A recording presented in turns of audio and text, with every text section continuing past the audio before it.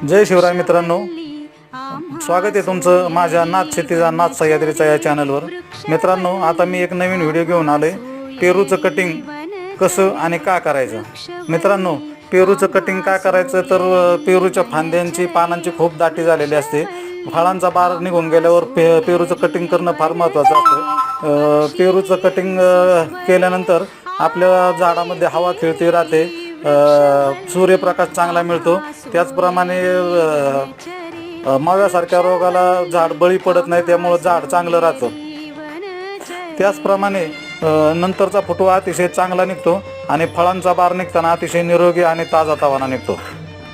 मित्रांनो, फांद्या कट करताना शक्यतो सिकेटरचा वापर करावा, कारण फांद्या व्यवस्थित कट होतात आणि त्या कट केलेल्या फांद्या झाडापासून लांब नेऊन जाळाव्यात, म्हणजे रोगाचा प्रादुर्भाव इतर ठिकाणी होत नाही। धन्यवाद।